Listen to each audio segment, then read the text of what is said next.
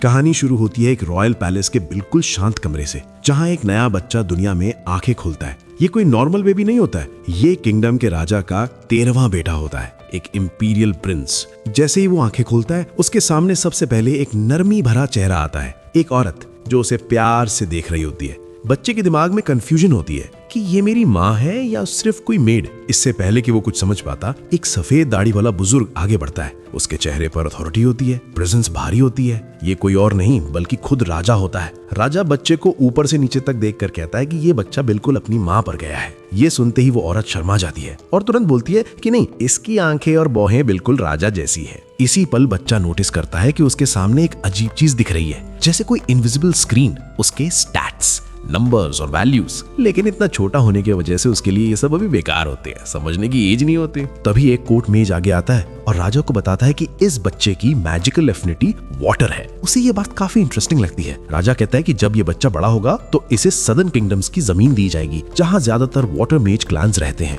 वहां ये सब पर इंसाफ के साथ रूल करेगा। राजा फिर कोर्ट मेज को बोलता है कि स्टैट्स भी चेक करे। जैसे ही स्टैट्स सामने आते हैं, पूरा कोर्ट एकदम शांत हो जाता है। एक पल के लिए जैसे हवा भी रुक जाती है। राजा खुद अपनी आंखों पर भरोसा नहीं कर पाता। कोर्ट में से कोई जोर से बोल पड़ता है, ये चमत्कार है। और फिर पूरा हॉल वही शब्द रिपीट करने लगता है। बच्चा खुद अपने स्टैट्स दोबारा देखता है और तब उसे रियलाइजेशन होती है, उसके स्टैट्स SS रैंक वाटर मेज के होते हैं, और वो भी जन्म के समय। ऐसा कभी सुना ही नहीं गया था। टाइम फास्ट फॉरवर्ड होता है, 6 साल बीत जाते हैं। अब वो बच्चा एक हेल्दी यंग लैड बन चुका होता है। इन 6 सालों में उसने किंगडम के बारे में काफी कुछ सीख लिया होता है। किंगडम काफी समय से शांत होता है, ना कोई वॉर, ना कोई बड़ा कॉन्फ्लिक्ट। राजा लोगों के बीच काफी पॉपुलर होता है और उसके बेटे भी नोबल्स और पब्लिक दोनों में पसंद किए जाते हैं। लेकिन ये छोटा प्रिंस पॉलिटिक्स या पावर गेम्स में बिल्कुल इंटरेस्टेड नहीं होता, क्योंकि इन 6 सालों में उसने अपने बारे में एक डेंजरस सीक्रेट डिस्कवर कर लिया होता है। एक ऐसी एबिलिटी जिसके बारे में कोई और नहीं जानता। ये प्रिंस अपने सबऑर्डिनेट्स का XP लीच कर सकता है। सीधी भाषा में, जितने ज्यादा लॉयल मेड्स और सर्वेंट्स उसके अंडर होंगे, उतना ही ज्यादा वो स्ट्रांग होता जाएगा। इसका मतलब ये भी होता है कि जहां बाकी लोग 11 कैप से बंधे होते हैं, ये लड़का थियोरेटिकली इनफिनाइट रैंक अप कर सकता है। मतलब एक दिन ये दुनिया का सबसे पावरफुल मेज बन सकता है। सुबह का समय होता है। प्रिंस ब्रेकफास्ट के लिए डाइनिंग रूम में जाता है। खाना खाते हुए वो सोचता है कि अभी एज कम है, इसलिए स्किल्स लिमिटेड है, लेकिन अगर ट्रेनिंग कंटिन्यू रखी तो ग्रोथ स्पीड काफी फास्ट होगी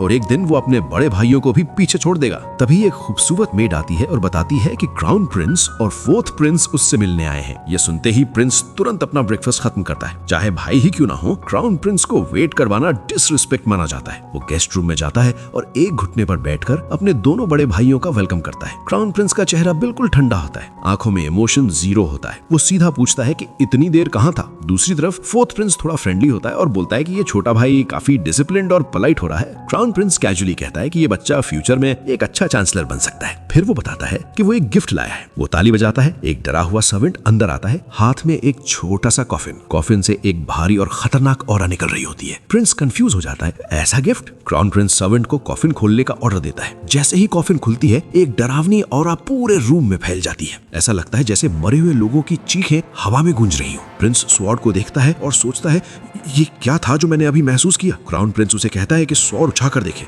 दिल से प्रिंस बिल्कुल नहीं चाहता, लेकिन रॉयल ऑर्डर को मना नहीं कर सकता। वो स्वॉर्ड को धीरे से पकड़ता है। स्वॉर्ड उसके छोटे से शरीर के लिए काफी बड़ी होती है, फिर भी वो उसे संभाल लेता है। क्राउन प्रिंस मुस्कुरा कर बताता है कि ये स्वॉर्ड स्पेशली वाटर मेजेस के लिए बनाई गई है। इसका नाम लेवायथन होता है। वो रिवील करता है कि इससे पहले 120 लोग इसे पकड़ने की कोशिश कर चुके थे और कोई भी जिंदा नहीं बचा। ये सुनते ही प्रिंस ऑलमोस्ट स्वॉर्ड गिरा देता है। 4th प्रिंस तुरंत बोलता है कि टेंशन मत ले, अगर स्वॉर्ड ने इसे एक्सेप्ट नहीं किया होता तो ये टच करते ही मर जाता। मतलब स्वॉर्ड ने इसे चूज किया है। दोनों बड़े भाई उठकर चले जाते हैं। प्रिंस झुककर खड़ा रहता है, लेकिन उसके दिमाग में सिर्फ एक ही बात चल रही होती है। उसका अपना भाई उसकी जान के साथ टेस्ट कर रहा था, लेकिन वो ये बात कभी बोल नहीं सकता। शाम का समय होता है। प्रिंस सोने की तैयारी कर रहा होता है। तभी वो नोटिस करता है कि एक मेड काफी टेंस लग रही है। वो पूछता है कि क्या बात है। मेड पहले हेजिटेट करती है, फिर सच बोल देती है, मुझे थोड़ा टाइम ऑफ चाहिए। मेरे गांव में फ्लड आ गया है, सब कुछ बह गया, घर वाले भूखे हैं। मैं रेड लाइट डिस्ट्रिक्ट जाकर अपना शरीर बेचकर पैसा कमाना चाहती हूँ। ये सुनते ही प्रिंस उसे रोक देता है। वो कहता है कि वो उसकी पर्सनल मेड है और वो उसे ऐसे जाने नहीं दे सकता। वो बोलता है कि अपनी माँ को यहाँ ले आओ, उसे एक नई जॉब मिलेगी, रियर गेट क्लोजर। सैलरी होगी $5000 पर मंथ। जूही शॉक में आ जाती है। न उसने कभी ऐसी जॉब सुनी होती है, न इतनी सैलरी। प्रिंस आगे बोलता है कि कैपिटल के वेस्टर्न आउटस्कर्ट्स में एक खाली घर है जहां वो अपनी माँ के साथ रह सकती है। जूही की आंखों से आंसू निकल आते हैं। तभी हाउस बटलर आता है और पूछता है कि क्या चाहिए। प्रिंस फ्लड के बारे में पूछता है और ऑर्डर देता है कि उस एरिया में जितनी जमीन मिल सके सब खरीद ली जाए। बटलर कंफ्यूज हो जाता है। ऐसा इन्वेस्टमेंट लॉस माना जाता है। प्रिंस शांत आवाज में समझाता है कि अगर उन्होंने मदद नहीं की तो विलन्स उस जगह पर कब्जा कर लेंगे। ये बात सुनकर डिलन भी एक पल के लिए चुप हो जाता है। उसने अपनी पूरी जिंदगी में इतनी गहरी सोच कभी किसी इतने छोटे प्रिंस में नहीं देखी थी। नोवा खुद सोचता है कि पिछली जिंदगी में उसने तबाही काफी देखी थी, शहर उजड़ते हुए, लोग मरते हुए, लेकिन ये सच वो किसी को कभी बता नहीं सकता। डिलन शांत तरीके से हिसाब लगाता है। फ्लड वाले पूरे एरिया की जमीन खरीदने में लगभग $70 मिलियन लगेंगे। नोवा खुद भी मानता है कि ये बहुत बड़ी रकम है। उसके सारे रिटेनर्स मिलकर साल भर में सिर्फ $80,000 कमा पाते हैं। नोवा के पास खुद के फंड्स में लगभग $50 मिलियन होते हैं जो उसे टैक्सेस और अपने भाइयों के गिफ्ट से मिले होते हैं। फिर भी $20 मिलियन कम पड़ रहे होते हैं। थोड़ी देर सोचने के बाद वो डिलन से पूछता है कि कैपिटल के साउथ में जो जमीन उनके पास है उसका क्या हाल है। नोवा सीधा कह देता है कि उस जमीन को बेचना पड़ेगा। ये सुनते ही डिलन ऑलमोस्ट पैनिक कर जाता है। वो बोलता है कि ये जमीन खुद राजा ने गिफ्ट की थी, उसे बेचना इंपीरियल फैमिली का सीधा अपमान होगा। अगर कोर्ट तक बात पहुंची तो मामला बहुत बिगड़ सकता है। नोवा बिल्कुल शांत रहता है। वो कहता है कि अपने फादर को वो खुद संभाल लेगा। उसके हिसाब से नोबल्स का काम सिर्फ लग्जरी में जीना नहीं होता, बल्कि जब जरूरत पड़े अपनी चीजों का बलिदान देना भी होता है ताकि सब्जेक्ट्स शांति और खुशी में रह सकें। उसके दिमाग में एक और सोच भी चल रही होती है। पब्लिक उन नोबल्स को ज्यादा पसंद करती है जो अपनी चीजों का सैक्रिफाइस करते हैं और ये इमेज फ्यूचर में काम आ सकती है। डिलन बिना कुछ बोले झुक जाता है। वो कहता है कि सारी अरेंजमेंट्स वो संभाल लेगा और तुरंत तैयारियों में लग जाता है। अगली सुबह नोवा अपनी मेड्स के पूरे ग्रुप के साथ तैयार होता है। आज उन्हें फ्लड अफेक्टेड एरिया का इंस्पेक्शन करना होता है। तभी फोर्थ प्रिंस हेनरी उसे बुला लेता है। नोवा तुरंत पहुंचता है, पोलाइटली ग्रीट करता है और माफी मांगता है कि पहले नहीं आ पाया। हेनरी मुस्कुराकर कहता है कि कोई बात नहीं। फिर वो पूछता है कि नोवा कहाँ जाने वाला है। नोवा बताता है कि दसा नाम का एक रीजन है जो पूरी तरह फ्लड हो चुका है। वो वहां जमीन खरीदना चाहता है और खुद जाकर नुकसान का अंदाजा लगाना चाहता है। हेनरी की नजर नोवा के पास रखी हुई स्वॉर्ड पर पड़ती है। वो पूछता है कि क्या वो उसे साथ ले जाने वाला है। नोवा बताता है कि सिर्फ सेफ्टी के लिए रखी है। अभी तक स्वॉर्ड के साथ उसे कोई खास फीलिंग नहीं आई है। हेनरी नोवा को भीड़ से दूर ले जाता है और थोड़ी सीरियस आवाज में बात करता है। वो कहता है कि एल्बर्ट की अचानक जेनरोसिटी उसे थोड़ी सस्पिशियस लगी थी, इसलिए उसने खुद रिसर्च किया। हेनरी समझाता है कि ये स्वॉर्ड कोई नॉर्मल वेपन नहीं है, इसका अपना दिमाग है। ये सिर्फ उसी को मानेगी जिसे ये अपना असली मास्टर समझेगी। नोवा को याद आता है वो विजन जिसमें उसने देखा था कि कैसे पहले लोग इस स्वॉर्ड को कंट्रोल करने की कोशिश में मर गए थे। नोवा रियलाइज करता है कि ये स्वॉर्ड एक पागल कुत्ते जैसी है। जब तक वो इसे डोमिनेट नहीं करेगा तब तक ये कभी पूरी तरह उसकी नहीं बनेगी। हेनरी वार्न करता है कि बिना बहुत ज्यादा जरूरत के स्वॉर्ड का यूज ना करे। उसे स्ट्रॉन्ग फीलिंग आ रही थी कि ये ब्लेड पहले भी कई लोगों की जान ले चुकी है और आगे भी ले सकती है।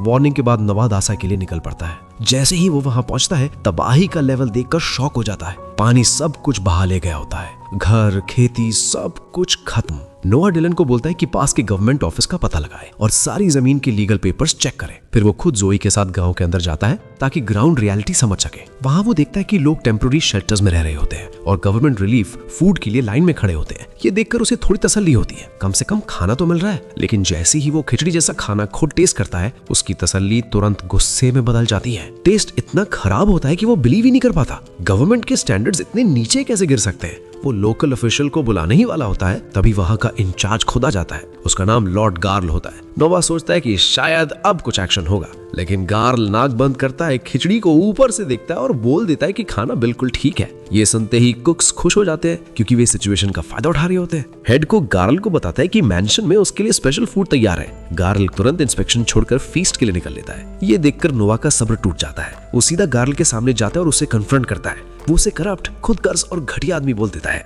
गार्ल का ईगो बुरी तरह हर्ट हो जाता है। गुस्से में गार्ल अपनी स्वॉर्ड निकाल लेता है। उसी पल नोवा बिना सोचे लेविथिन को बुला लेता है। उसके दिमाग में एक ही सोच होती है, या तो ये स्वॉर्ड मुझे मार देगी या फिर मेरी हो जाएगी। स्वॉर्ड हवा में उड़ती हुई सीधा नोवा के पास आती है। पहले लगता है जैसे स्वॉर्ड उभे कर रही हो, लेकिन अगले ही पल स्वॉर्ड अपनी असली ताकत दिखा देती है। एक डार्क और खौफनाक ऑरा नोवा की बॉडी को जलाने लगती है। दर्द अनबेरेबल होता है। स्वॉर्ड रेजिस्ट कर रही होती है जैसे उसे रिजेक्ट कर रही हो, लेकिन नोवा पीछे नहीं हटता। वो अपनी पूरी विल पावर झोंक देता है। आखिरकार वो स्वॉर्ड के रेजिस्टेंस को तोड़ देता है। लेवियथन आखिर नोवा को एक्सेप्ट कर लेती है। उसी पल स्वॉर्ड पूरी तरह उसके कंट्रोल में आ जाती है। अब गार्ल के पास कोई चांस नहीं बचता। नोवा आसानी से उसके अटैक को रोक लेता है।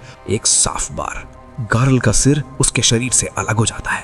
पूरा एरिया शॉक में चला जाता है। कोई बोल तक नहीं पाता। तुरंत गार्ड्स नोवा को घेर लेते हैं। सिचुएशन बहुत डेंजरस हो जाती है। तब नोवा लेविथन को जमीन में जोर से घुसा देता है। एक भयानक ब्लास्ट होता है। जमीन के अंदर एक बहुत गहरा गड्ढा बन जाता है। ये देखकर हर कोई फ्रीज हो जाता है।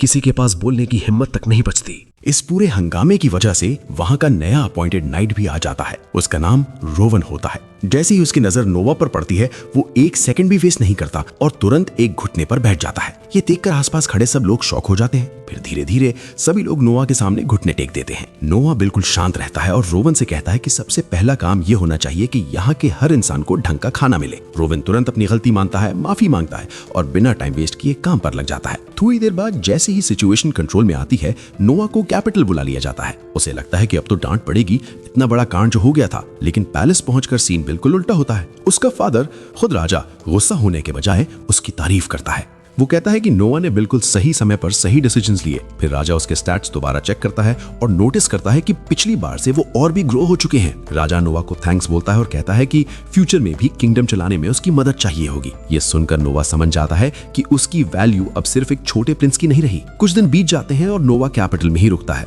ये शहर पूरे किंगडम का दिल होता है, सबसे ज्यादा प्रॉस्पेरस जगह। हर तरफ टैलेंटेड लोगों का आना जाना लगा रहता है। नोवा का प्लान क्लियर होता है, ऐसे लोगों को ढूंढना जो उसके काम आ सके ताकि उसकी अपनी ग्रोथ और तेज हो। उसकी नजर सबसे पहले एक लड़की पर पड़ती है जिसके बारे में काफी बस चल रहा होता है। बोला जाता है कि वो एक एक्स्ट्राऑर्डिनरी सिंगर है और एक राइजिंग टैलेंट है। उसका नाम एली होता है। जैसे ही वो गाना शुरू करती है, नोवा एकदम चुप हो जाता है। उसकी आवाज सीधे दिल को छू लेती है। नोवा ऑब्जर्व करता है कि टेक्निकली शायद वो सबसे बेस्ट सिंगर ना हो, लेकिन उसकी आवाज में एक बात क्लियर होती है, उसे अपना काम सच में पसंद है, उसमें पैशन होता है। नोवा सोचता है कि सही ट्रेनिंग और सपोर्ट मिले तो ये लड़की काफी आगे जा सकती है। लेकिन परफॉर्मेंस खत्म होने से पहले ही कुछ गुंडे थिएटर में घुस आते हैं। वे स्टेज की तरफ बढ़ते हुए चिल्लाते हैं और एली को गाना बंद करने को कहते हैं। एली डर के मारे स्टेज पर ही जम जाती है। एक वर्कर बीच बचाव करने की कोशिश करता है, लेकिन एक मोटा सा गुंडा उसे धक्का दे देता है और खुद स्टेज पर चढ़ जाता है। वो चिल्लाता है कि एली पैसे दे, क्योंकि सिर्फ गाने से उसके फादर के डेट्स कभी क्लियर नहीं होंगे। एली कांपते हुए कहती है कि वो पैसे कमा रही है और धीरे धीरे सब चुका देगी। लेकिन गुंडा उसका मजाक उड़ाता है और कहता है कि अगर जल्दी पैसा चाहिए तो उसे गंदे तरीके अपनाने होंगे। एली साफ मना कर देती है। वो कहती है कि वो एक इज्जतदार लड़की है। ये सुनते ही गुंडा धमकी देता है कि अगर बात नहीं मानी तो उसकी टांगे तोड़ देगा। इसी पल नोवा खड़ा हो जाता है। वो गुंडे को कहता है कि लड़की से दूर रहे। गुंडा पलटकर नोवा को देखता है और उसे बच्चा समझकर मजाक उड़ाता है, धमकी देता है। नोवा शांति से अपनी सीट से नीचे आता है। वो बताता है कि इंपीरियल लॉ के मुताबिक बच्चों से पेरेंट्स की डेट्स चुकवाना इलीगल होता है। साथ ही किसी को मजबूर करना कि वो अपना शरीर बेचे, ये भी जुर्म होता है। गुंडा गुस्से में आकर नोवा को कॉलर से पकड़कर हवा में उठा लेता है और कहता है कि आज इसका आखिरी दिन है। नोवा बस उंगली हिलाता है। एक खौफनाक पर्पल ऑरा फैल जाता है। अगले ही पल तीनों गुंडे जमीन पर गिर जाते हैं। नोवा अपनी स्वॉर्ड निकालता है और उस मोटे गुंडे की तरफ पॉइंट करता है। सिचुएशन समझते ही गुंडे जान बचाकर भाग जाते हैं। जुई तुरंत इंजर्ड वर्कर के पास जाकर उसे संभालती है। नोवा वर्कर से कहता है कि अगर वो लोग दोबारा आए तो सीधे उसके पास भेज देना। जुई अपना विजिटिंग कार्ड देता है। वर्कर जब कार्ड पढ़ता है तो उसके पैरों तले जमीन खिसक जाती है। उसे पता चलता है कि ये लड़का कोई नॉर्मल बच्चा नहीं बल्कि किंगडम का प्रिंस है। नोवा ये सब इग्नोर करता है और सीधे एली से पूछता है कि उसके मंथली खर्चे कितने होते हैं। थोड़ी सोच के बाद एली बताती है कि माँ के इलाज और घर के खर्चे मिलाकर लगभग $600। नोवा बिना हिचकिचाहट के कहता है कि वो उसे $2500 पर मंथ देगा ताकि वो सिर्फ अपनी सिंगिंग पर फोकस कर सके। जैसे जैसे वो इम्प्रूव करेगी सैलरी भी बढ़ेगी। एली शॉक में आ जाती है। नोवा उसे कहता है कि पहले परफॉर्मेंस कंप्लीट करे, वो पूरा गाना सुनना चाहता है। शाम को जब नोवा घर लौटता है तो एंट्रेंस पर उसे वही गुंडे दिखते हैं जो दोपहर में भाग गए थे। वे जमीन पर झुककर माफी मांग रहे होते हैं। अब उन्हें समझ आ चुका होता है कि वो किससे पंगा लिए बैठे थे। नोवा उनकी तरफ देखता तक नहीं। वो मेड को कहता है कि उन्हें भगा दे। एक प्रिंस के पास इतना टाइम नहीं होता कि जब कोई चाहे तब आकर मिल ले। तभी हेनरी भी वहां जाता है। वो कहता है कि नोवा ने बिल्कुल सही किया। अगर वो हर किसी से मिलता रहेगा तो अपनी अथॉरिटी खुद ही कम कर देगा। नोवा समझाता है कि सिर्फ अथॉरिटी का ही रीजन नहीं है, वो चाहता है कि गुंडे समझें कि वो अभी भी उनसे गुस्सा है। इसी डर की वजह से वे एली के पास दोबारा जाने की हिम्मत नहीं करेंगे। हेनरी पूछता है कि ये लड़की कौन है जिसके लिए नोवा इतना सोच रहा है। नोवा कहता है कि वो एक टैलेंटेड सिंगर है और फ्यूचर में किंगडम के लिए एक एसेट बन सकती है। हेनरी मुस्कुराता है। वो कहता है कि नोवा उम्र में छोटा है लेकिन सिचुएशंस को बिल्कुल अडल्ट जैसे समझता है। फिर वो अपने छोटे भाई गैरी से कंपैरिजन करता है जो नोवा की एज का होते हुए भी काफी इमेच्योर है। नोवा पोलाइटली कहता है कि गैरी भी धीरे धीरे सब समझ जाएगा, लेकिन दिल ही दिल में नोवा जानता है कि हेनरी और गैरी रियल ब्रदर्स हैं, सेम मदर के, जबकि वो खुद अलग माँ से है। हेनरी फिर बात स्वॉर्ड पर ले आता है। वो मानता है कि उसे पहले यकीन नहीं था, लेकिन नोवा ने सच में लिवाइथन को मास्टर कर लिया है। हेनरी थोड़ा कंफ्यूज होकर पूछता है कि इतनी बड़ी स्वॉर्ड नोवा कैरी कैसे करता है। नोवा खड़ा होता है और बिना किसी ड्रामा के अपनी मैजिक एक्टिवेट करता है। अगले ही सेकंड लिवाइथन हवा में अपीयर हो जाती है। सीधा उसके सामने। हेनरी एकदम शॉक हो जाता है। उसके लिए ये पहली बार है जब कोई चीज लिटरली हवा से निकाल के दिखा रहा हो। वो थोड़ा ऑकवर्ड सा जोक करता है, पूछता है कि सॉर्ड कहां छुपा कर रखता है और क्या दर्द होता है। नोआ बस साय करता है और कामली समझाता है कि ये कोई वियर्ड जगह नहीं है। वो सॉर्ड को मैजिक से श्रिंक कर देता है, बिल्कुल छोटी सी बनाकर, और फिर उसे अपनी स्लीव के अंदर हाइड कर लेता है। हेनरी एक सेकंड के लिए चुप हो जाता है, फिर सीधा कुर्सी पर बैठ जाता है जैसे उसके पैरों से ताकत निकल गई हो। वो बोलता है कि ये सॉर्ड 200 साल से नेशनल ट्रेजर के साथ बंद थी। लिखी हुई हिस्ट्री में किसी ने भी इसे कभी कॉन्कर नहीं किया। और नोआ बिना ज्यादा एफर्ट के उस रात नोआ एक सेलिब्रेशन में जाने के लिए निकलता है। रास्ते में वही गुंडे अभी भी जमीन पर पड़े होते हैं। मोटा गुंडा फिर से भड़क जाता है, चिल्लाता है कि वो उसे कहीं भी मार सकता है और प्रिंस होने का घमंड ना दिखाए। नोआ कोई जवाब नहीं देता, बस स्वॉर्ड से थोड़ी सी एनर्जी रिलीज करता है, सिर्फ एक हिंट। अगले ही पल मोटा गुंडा फिर से घुटनों पर आ जाता है, सांस भी ठीक से नहीं ले पाता। नोआ बिना देखे कैरेज में बैठ जाता है। कैरेज एक ग्रैंड मैंशन के बाहर रुकती है। अंदर से एक बुजुर्ग आदमी नोआ का वेलकम करता है। बॉल रूम में जैसे ही पता चलता है कि 13वां प्रिंस आ गया है, पूरा हॉल बज़ करने लगता है। होस्ट स्वॉर्ड के बारे में पूछता है। नोआ कैजुअली बोल देता है कि ये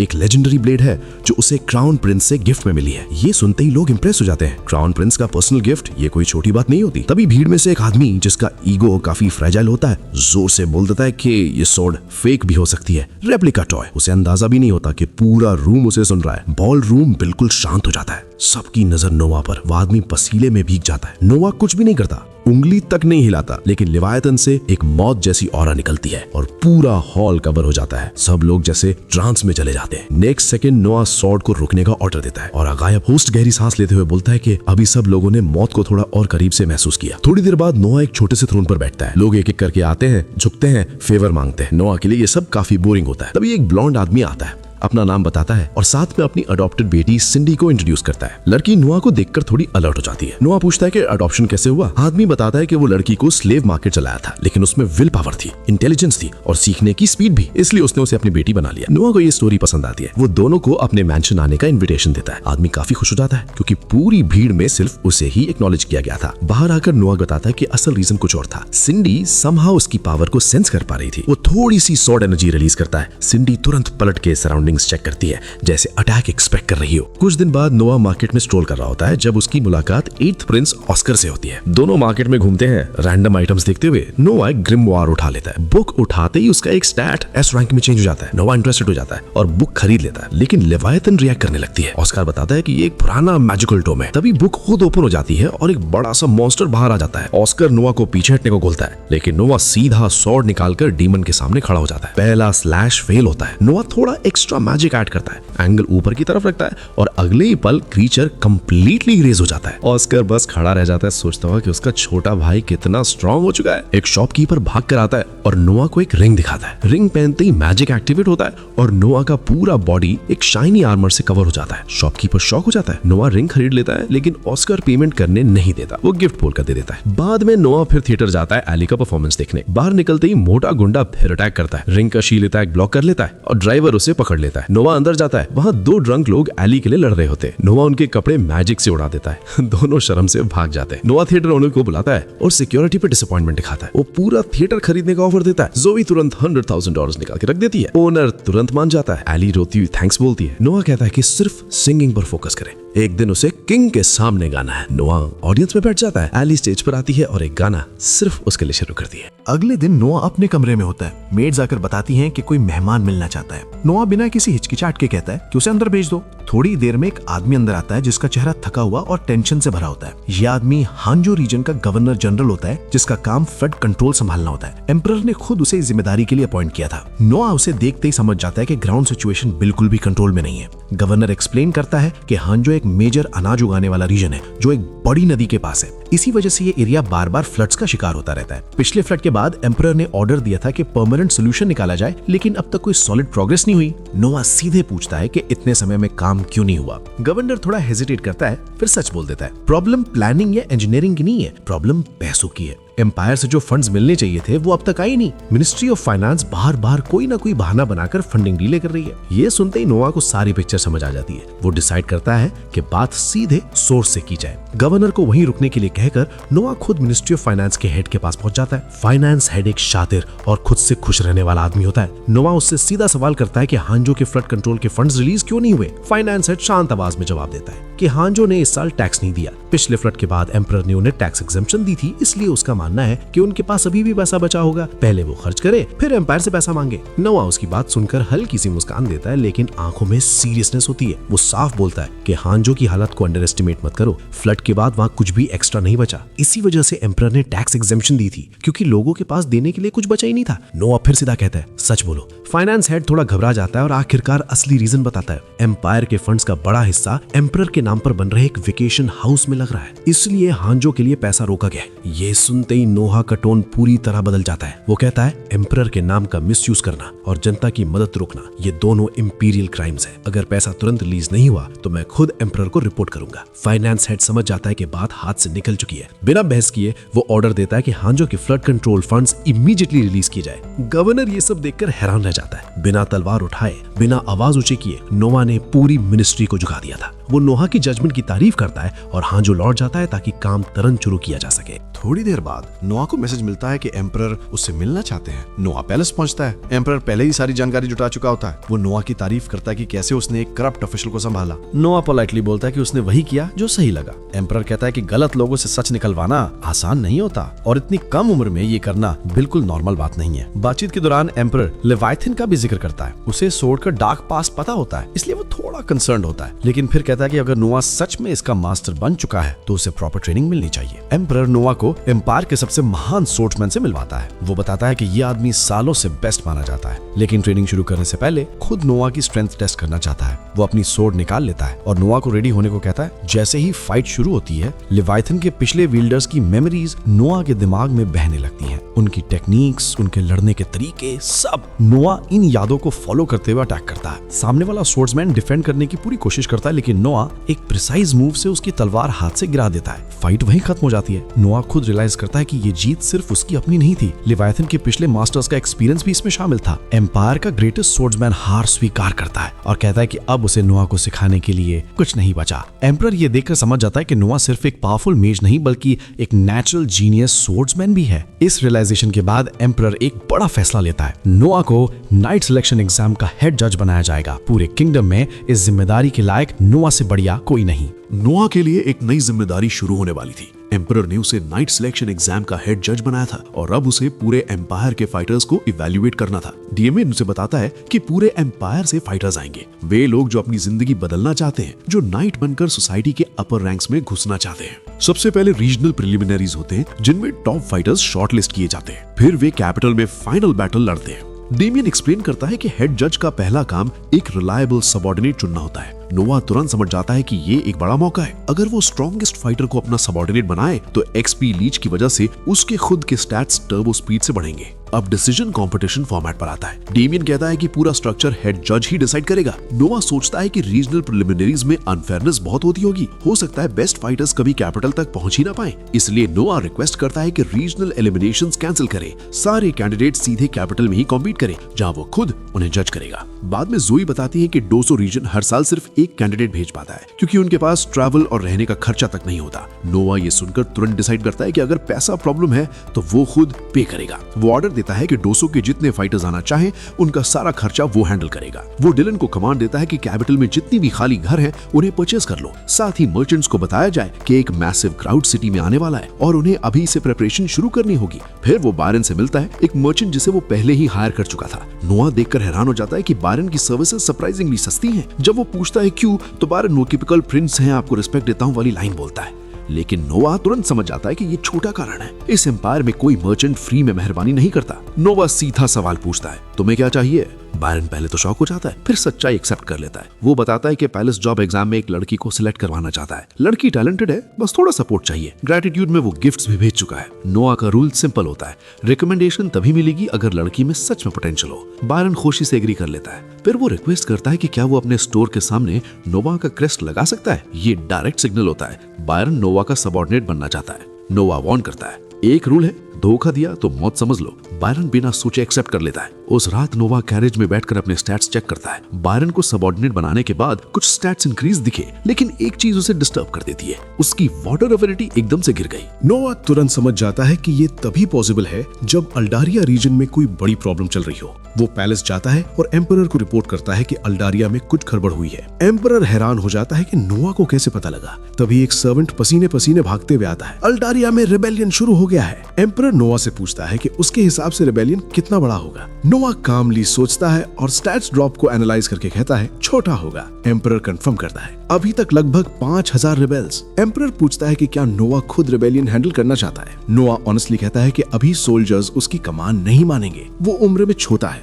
इसलिए वो सजेशन देता है कि हेनरी को कमांडर बनाया जाए क्योंकि वो सबसे प्रैक्टिकल और स्टेबल है। एम्परर तुरंत अप्रूव कर देता है। नोवा और हेनरी कैरेज में ट्रैवल कर रहे होते हैं। तभी लेवायथन एक हेवी वाइब्रेशन जैसी वार्निंग भेजती है, डेंजर इनकमिंग। नोवा ड्राइवर को रुकने का ऑर्डर देता है। वो हेनरी को रिस्क में नहीं डालना चाहता, इसलिए कैरेज से कूदकर बाहर आ जाता है। अटैकर्स पानी के मैजिक से नोवा को एक वाटरी प्रिजन में ट्रैप कर देते हैं। उनका मकसद क्लियर होता है, यंग प्रिंस को एलिमिनेट करना। लेकिन नोवा शांति से मैजिक फोकस करता है और ट्रैप को डस्ट की तरह तोड़ देता है। अटैकर्स ब्लेड और वाटर स्पेल से जानलेवा स्ट्राइक्स ट्राई करते हैं, लेकिन नोवा उन्हें बिना मेहनत के एक एक करके गिरा देता है। उनका लीडर डिसबिलीफ में कहता है, एक बच्चे ने हम सबको हरा दिया। हेनरी कैरेज से निकलकर पूरा सीन देखता है और शॉक हो जाता है कि नोवा ने सब कुछ कितनी आसानी से हैंडल कर लिया। वो कहता है कि इंटेरोगेशन का चांस चला गया। नोवा रिवील करता है कि सब अटैकर्स जिंदा हैं, उसने सिर्फ लेवायथन की ऑरा से उन्हें बेहोश किया था। अगले दिन नोवा बायरन से मिलता है और बताता है कि अल्डारिया में रेबेलियन चल रहा है। ये इन्फॉर्मेशन बहुत सेंसिटिव होती है, इसलिए नोवा उसे स्ट्रिक्ट वार्निंग देता है कि एक भी शब्द लीक हुआ तो कॉन्सिक्वेंसेस हैवी होंगे। नोवा का प्लान सिंपल लेकिन जीनियस होता है। अल्डारिया की सबसे स्ट्रॉन्ग फोर्स कैवलरी है। अगर उनके घोड़ों का फीड ही खत्म कर दिया जाए तो उनकी पूरी आर्मी कोलैप्स हो जाएगी। नोवा ऑर्डर देता है कि अल्डारिया का सारा हॉर्स फीड सीक्रेटली बाय कर लिया जाए। बायरन ओवरवेल्म्ड हो जाता है नोवा की शार्प माइंड से। वो कहता है कि वो मिशन तुरंत शुरू करेगा। नोवा सोचता है कि जब हेनरी बैटलफील्ड में घुसेगा तो ये प्लान उनके फेवर में जबरदस्त काम करेगा। इसके थोड़ी देर बाद ही एम्पायर के कैसल में एक इम्पोर्टेंट मीटिंग चल रही होती है। एम्परर अरारत को पता चलता है कि रेबल्स का असली प्लान था नोआ को किडनैप करना, उसे एक जिंदा सौदा बनाकर एम्पायर को दबाना। नोआ अपने फादर को बताता है कि पकड़े के रेबल ने सब बता दिया, पर बहुत आसानी से, जो आमतौर पर शक पैदा करता है। फादर, उसने बहुत जल्दी सब बोल दिया, मुझे लगता है वो कुछ छुपा रहा है। एम्परर उसकी बात को अप्रिशिएट करता है, पर कहता है कि टेंशन लेने की जरूरत नहीं। एम्पायर में सच पता करने का अपना तरीका होता है। जैसे ही टॉर्चर का आइडिया दिमाग में आता है, नोआ एकदम चुप हो जाता है, क्योंकि वो इस चीज को समझ नहीं पाता। अगर 13th प्रिंस को पकड़ लिया जाता, एम्पायर को बहुत कठिन फैसले लेने पड़ते। फिर वो नोआ के डिसीजन पर आता है, हॉर्स फीड को टारगेट करना। नोआ हैरान होता है, क्योंकि उसने तो बस अपने पर्सनल फंड से सारा हॉर्स फीड खरीदवा लिया था। एम्परर समझाता है कि अगर ये नॉर्मल घेराबंदी होती तो कोई भी ये तरीका इस्तेमाल करता। खासकर एल्बर्ट, जो क्राउन प्रिंस है, वो तो रेबल्स को भूखा रखकर उन्हें सीधा सबक सिखा देता। लेकिन तुमने अपने ही लोगों की पॉसिबल अटैक को सोचकर सिर्फ घोड़ों को अलग किया। ये मुश्किल और अनयूजुअल सोच थी। एम्पायर एक वॉरियर नेशन है। यहाँ तलवार सबसे बड़ा सिंबल होता है। कोट ऑफ आर्म्स में तलवार जोड़ना सिर्फ सुप्रीम लीडर की अनुमति से होता है। गलत इस्तेमाल पर मौत तक की सजा लग सकती है। इसी वजह से नोआ शॉक में पड़ जाता है जब एम्परर उसे अपने कोट ऑफ आर्म्स में तलवार जोड़ने की परमिशन दे देता है। मेरी शुक्रिया फादर, ये मेरे लिए बहुत बड़ा सम्मान है। मीटिंग के बाद नोआ हॉल से बाहर आता है और बायरन एलन से मिलता है। बायरन बताता है कि प्रोसेस्ड ग्रेन जिससे हॉर्स फीड बन सकता है, उसका ट्रांसपोर्ट लिमिट होता है, लेकिन डिलीवरी के रास्ते ट्रेस किए जा सकते हैं और मोनोपोली बनाना मुश्किल नहीं होगा। पर एक बात जरूर समझ लीजिए, गरहुन रेबेल लीडर बहुत खतरनाक आदमी है। वो बदले में कोई भी हद पार कर सकता है। नोआ उनकी बात ध्यान से सुन रहा होता है, तभी एवलिन नैनो के पास दौड़ती हुई आती है। मास्टर, गेट पर एक आदमी बहुत बुरी तरह जख्मी है, कह रहा है उसके पास तुरंत मैसेज है। नोआ तुरंत गेट पर पहुंचता है। वहाँ एक आदमी खड़ा होता है, थका हुआ, खून में भीगा हुआ, पर फिर भी सीधा। मैं अद्रा प्रोविंस की 10 आदमी की बटालियन का कैप्टन हूँ। प्रिंस, बगावत शुरू हो गई है और मेरे सुपीरियर ही असली मास्टरमाइंड है। मैं इसमें शामिल नहीं था, इसलिए सच बताने आ गया हूँ।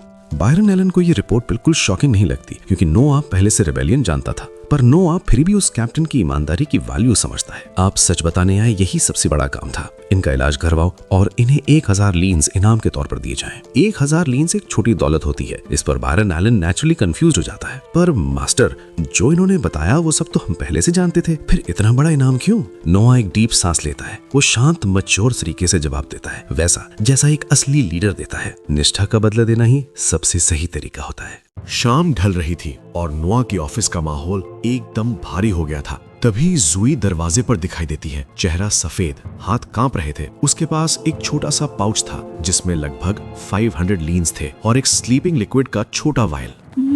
मास्टर, एक अननोन आदमी ने मुझे ये दिया, बोला कि अगर मैं आपको ये पिला दूं तो ये मेरा इनाम होगा। नोआ तुरंत समझ जाता है रेबल्स उसे पकड़ने के लिए डेस्परेट हो चुके हैं। वो शांति से पूछता है कि जुई ने ऐसा क्यों नहीं किया। मैं कभी आपको धोखा नहीं दे सकती। आपने मेरी फैमिली और पूरे गांव की मदद की है, पर अगर मैं मना करती तो वो मुझे मार देते। उसकी आंखों में असली डर था और फिर भी उसने अपने मास्टर को बचाया। नोआ बिना बोले एक चेक लिखता है, 500 लीन्स नहीं बल्कि 5500 लीन्स का। जुई शौक में आसपास देखने लगती है। मैं इतना पैसा कैसे ले सकती हूँ? ये तुम्हारी वफादारी का हक है, लेकिन असली शौक तब पड़ता है जब नोआ शांति से बोलता है कि वो स्लीपिंग ड्रग ले लेगा। तुम मुझे रेबल्स को दे देना और फिर तुरंत भाग जाना। वो तुम्हें चुप करना चाहेंगे। तुम्हारा जिंदा रहना जरूरी है। कुछ देर बाद नोआ धीरे धीरे होश में आता है। उसका सर भारी और हाथ पैर बंधे हुए थे। नोआ एक पल में पूरी सिचुएशन समझ लेता है। वो अपने कान के पीछे एक छोटा मैजिक आइटम छुपा कर रखता था। उसे निकालते ही लेवायथन सामने आ जाता है। साथ ही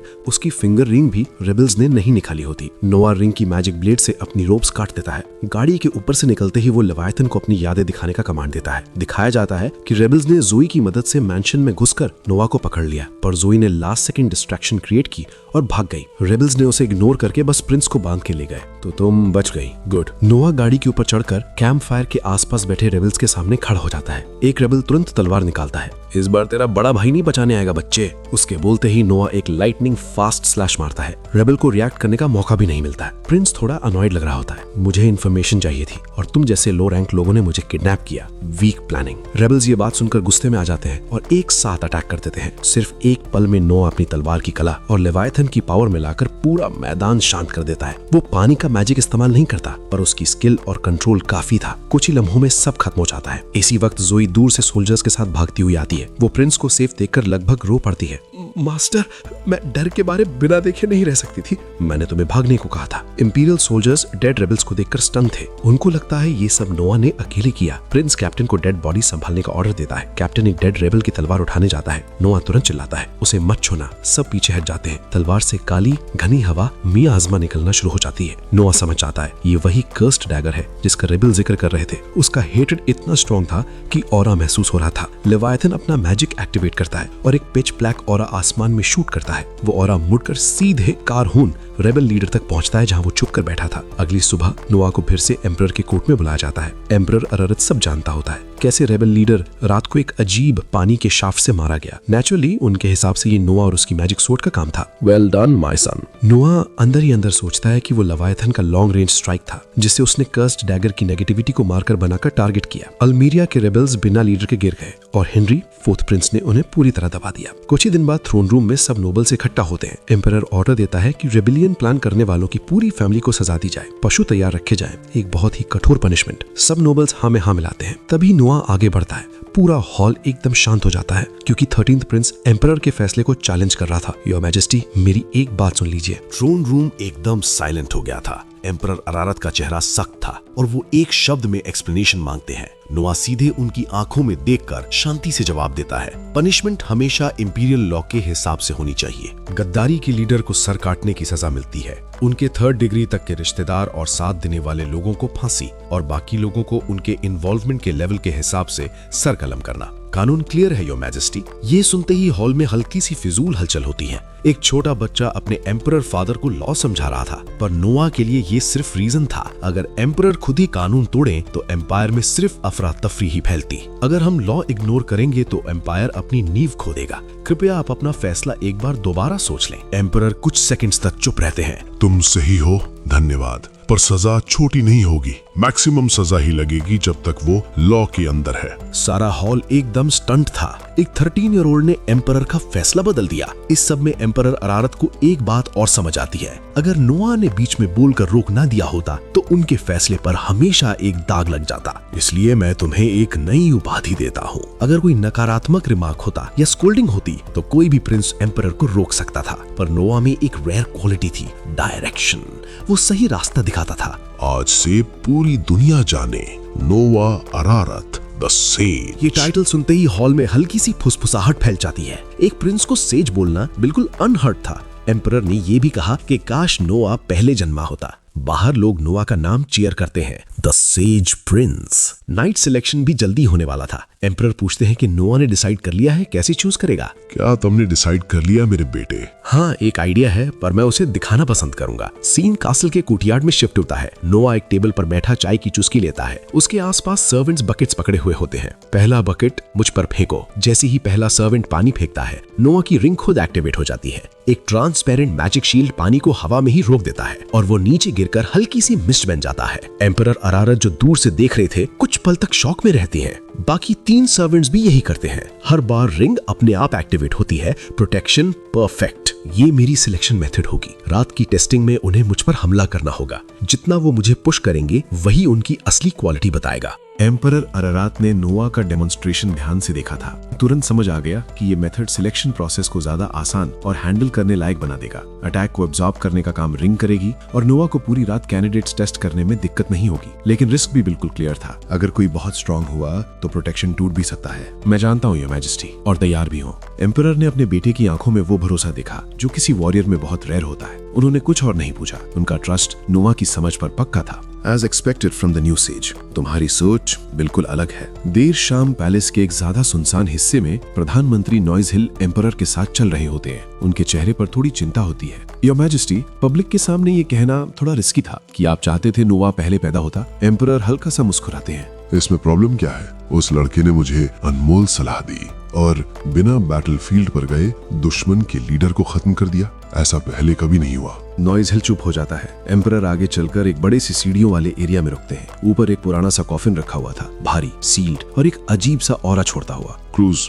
ऐसे नहीं चलाओ। एम्परर धीरे से कॉफिन की तरफ देखते हैं। वो बताते हैं कि पुरानी कहानियों में लिखा है लेवाइथन का असली सील कभी तोड़ना नहीं चाहिए। पर अरारात के टोन में एक छुपी हुई उम्मीद थी, एक अजीब सा बिलीफ। शायद नोआ इस कहानी का अंजाम बदल सके। उनके शब्दों में अंधेरा भी था और रोशनी भी। वो जानते थे नोआ आम प्रिंस नहीं था। सेज टाइटल सिर्फ एक नाम नहीं बल्कि एक पहेली जैसी चीज लग रही थी। वक्त बीतता है और वो लम्हा आ ही जाता है जिसका सब इंतजार कर रहा था। मिल्स एम्पायर के नए नाइट्स की ग्रैंड सिलेक्शन। पुरानी जुबान में मिल्स का मतलब होता है म्यूजिक वॉरियर। मतलब यहाँ के लोगों के लिए युद्ध कला ही सबसे बड़ा गुण माना जाता है। इस एम्पायर में जिंदगी में ऊपर उठना हो तो हाथ में वेपन अच्छा होना चाहिए। इसीलिए ये इवेंट हर साल लोगों की भीड़ खींच लेता है। लेकिन इस साल सीन कुछ और ही बड़ा हो गया, क्योंकि पहली बार एक इंपीरियल प्रिंस खुद सिलेक्शन चीफ बन के आया है और इस वजह से हजारों लोग सिर्फ एक ही चेहरा देखने के लिए उत्सुक थे, नोआ अरारात। अगला कैंडिडेट जैसे ही बुलाया जाता है वो सीधा प्रिंस पर स्वॉर्ड स्ट्राइक करता है। नोआ बिल्कुल शांत,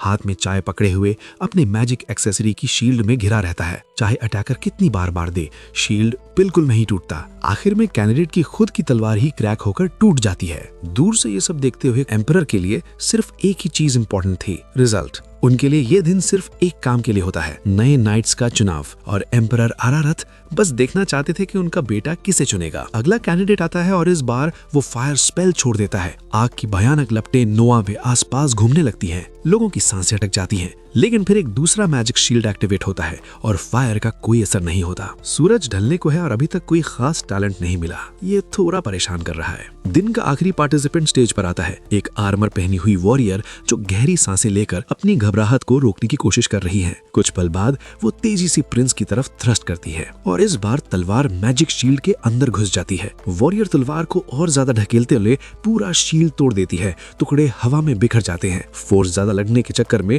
उसकी ब्लेड नोआ के बाजू को छू जाती है। 2 गार्ड्स तुरंत उसे पकड़ने आते हैं, लेकिन नोआ उन्हें रोक देता है और सीधा कैंडिडेट का नाम पूछता है।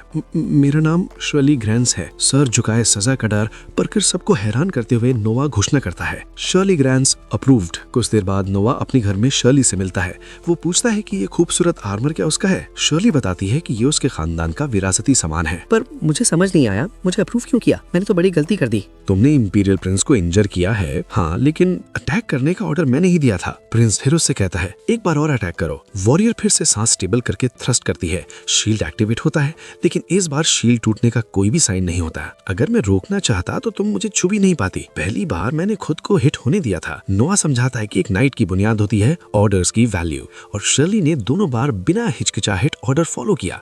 इसी वजह से वो उसे नाइट बनाने लायक समझता है। मैं अपनी पूरी वफादारी आपको समर्पित करती हूँ योहानस। शर्ली की ड्रामेटिक मॉयल्टी देखकर नोआ मुस्कुराता है और उसका स्टेटस चेक करता है। यहाँ वो देख पाता है कि शर्ली का एबिलिटी ग्रोथ इस साल सबसे ज्यादा हुआ है। इसी बीच रूम का दरवाजा खुलता है। जोई एक कोड डॉक्टर के साथ आती है, गुड टॉक क्लोए। वो आज नोआ का जख्म देखने आए हैं। इतना भी सीरियस नहीं था, पर ठीक है, चेक कर लो। ये कैसा ठीक कर रहे हो? अब हमारे गांव में तो किसी डॉक्टर को मैंने कभी नहीं देखा। शर्ली हैरान थी क्योंकि उसके गांव में बीमारियों से निपटने का तरीका बिल्कुल अलग था। वहाँ गांव का एल्डर बस दुआ करता है और कहता है कि बीमारी भाग जाएगी। गरीब इलाकों में काफी कॉमन होता है। नोआ कुछ पल सोचता है और फिर एक फैसला लेता है, सीधा और साफ। शर्ली, मेरा पहला ऑर्डर, अपने गांव के इंटेलिजेंट बच्चों को यहाँ लाओ। वो कहता है कि सारा खर्च नोआ खुद उठाएगा ताकि कल को यही बच्चे डॉक्टर बनके अपने गांव को संभाल सके। ये सब मेरे गांव के लिए। आंखों में आंसू, आवाज में ग्रेटिट्यूड, लेकिन नोआ उसे एटिकेट याद दिलाता है। नाइट हो, ज्यादा झुकना मना है। अगले दिन शर्ली अपनी आर्मर पहनकर नीचे आती है। हॉलवे में जोई मिल जाती है। कैसी रही रात? आराम से सोई?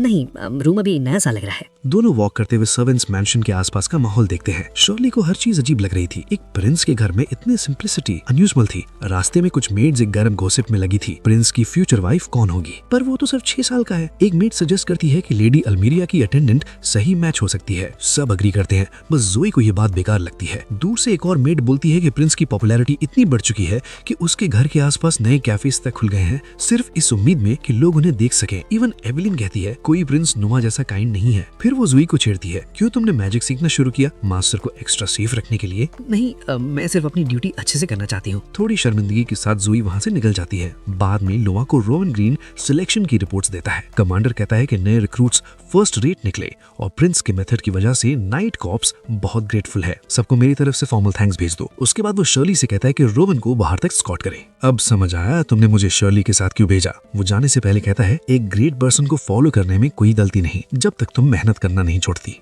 रात को नोआ अपने घर में एक पार्टी होस्ट करता है। आलिची अपने गाने परफॉर्म कर रही होती है। गेस्ट्स में बायरन एलन और उसकी बेटी सिंडी भी होती है। नाइट सिलेक्शन की सक्सेस को सेलिब्रेट करने के लिए ये इवेंट सबके लिए है, सभी को इंक्लूड होना चाहिए। जैसे ही नोआ अपनी बात पूरी करता है, अलीची अपना गाना खत्म करती है और नोआ सबसे पहले ताली बजाकर उसे थैंक्स देता है। बाकी गेस्ट्स भी उसके बाद अपलॉज में शामिल हो जाते हैं। इसी बीच जोई मास्टर के पास आती है, हाथ में एक लेटर लेकर जो उनके नाम पर था। जोई थोड़ी देर हिचकिचाई थी, जैसे इसमें कुछ गलत होने का एहसास हो। नोआ भीड़ से थोड़ा दूर जाकर शांति से लेटर खोलता है। पत्र किसने भेजा ये लिखा ही नहीं था। जोई बताती है कि गेट गार्ड ने कहा जिसने दिया वो तुरंत भाग गया। क्या मैं कुछ मदद कर सकती हूँ, योर हाइनेस? लेविथन अपनी शीट के अंदर हल्की सी कंपकपी दिखाता है, पर नोआ शांत रहता है। सब ठीक है, बस अल्मीरिया के बचे हुए रेबल्स अभी भी रास्ते से भटक रहे हैं। उसके हिसाब से जिसने लेटर भेजा है वो शायद उन्हीं में घुसा हुआ सोल्जर होगा जो पहले भी रिबेलियन की वार्निंग देने आया था। वो सच में वफादार लग रहा था। शायद उसने रिवॉर्ड भी वापस कर दिया हो, लेकिन नोआ को सबसे बड़ी फिक्र थी अगर वो आदमी पकड़ा गया तो उसे किसी भी वक्त मार भी दिया जा सकता है। मेरा भाई हेनरी अभी भी अल्मीरिया में ही है, मैं उसे रोकने के लिए तुरंत मैसेंजर भेजूंगा। कुछ दिन बाद एक और लेटर आता है। इस बार नोआ के चेहरे पर अफसोस दिखाई देता है। सोल्जर पकड़ा गया और उसे वही टॉर्चर झेलना पड़ा जिसका डर नोआ को था। काश उसने मुझसे बात की होती। ये राज छुपाने की कीमत उसने बहुत महंगी चुकाई। वो जिंदा तो है क्योंकि हेनरी की ट्रूप्स ने उसे रेस्क्यू कर लिया, लेकिन बेहोशी में है। नोआ इसे अपनी जिम्मेदारी मानता है। ऐसा मत कीजिए योर हाइनेस, ये आपकी गलती नहीं थी। बिल्कुल नहीं। उस आदमी ने अपनी मर्जी से रिस्क लिया था। लेकिन नोआ कहता है कि अगर वो पहले समझ जाता तो ये सब रुक सकता था। जैसे उसके पिता ने कहा था, इन्फॉर्मेशन भी एक शक्ति है। जोई, अल्मीरिया से कॉन्टैक्ट करो, जितना खर्च हो सब डॉक्टर्स सब मेडिसिन इस्तेमाल करो। उस आदमी को हर हाल में जिंदा रहना चाहिए। ऑर्डर देने के बाद नोआ सोचता है एक लॉयल आदमी की जिंदगी एक इन्फॉर्मेशन से कहीं ज्यादा कीमती होती है। कुछ वक्त बाद नोआ अपनी नाइट के साथ बाजार में चल रहा होता है। शर्ली हर दुकान हर स्टॉल को आंखों में जैसे पहली बार देख रही होती है। यहाँ तो सब कुछ इतना अलग लग रहा है। मैं अपने भाई हेनरी के लिए गिफ्ट लेने आया हूँ। रिबेलियन में उसने बहुत मदद की। दोनों एलन बार्ड्सले की दुकान पर पहुंचते हैं। प्रिंस को नए नए महंगे एक्सेसरीज दिखाए जाते हैं, इतने शानदार कि शर्ली बोल भी नहीं पाती। लेकिन नोआ की नजर एक चीज पर टिकती है, एक क्लॉथ से ढकी हुई आइटम।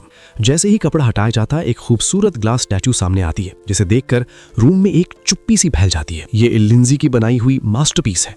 ये टेक्निक अब खो चुकी है और सिर्फ 2 वाइटल्स बचे हैं। तभी शॉप का दरवाजा खुलता है। 8th इंपीरियल प्रिंस ऑस्कर अर्रात अंदर आता है। वो जैसे ही स्टैचू देखता है उसकी आंखें पहचान लेती हैं। लिंजी का काम, मेरे पास इसका दूसरा पीस है। ये सुनकर सब जड़ हो चुके थे, लेकिन नोआ सीधा जाकर स्टैचू को उठाता है और जमीन पर पटक देता है। ग्लास का अनमोल टुकड़ा हजारों पीसेस में टूटकर बिखर जाता है। योर हाइनेस, बहुत ही शांत चेहरे के साथ नोआ उसे और ज्यादा पैसा दे देता है और कहता है एक अफवाह फैला दो कि दूसरा स्टैचू एक्सीडेंट में टूट गया। स्मार्ट मूव, एक ही पीस बचा तो वैल्यू स्काई रॉकेट हो जाएगी।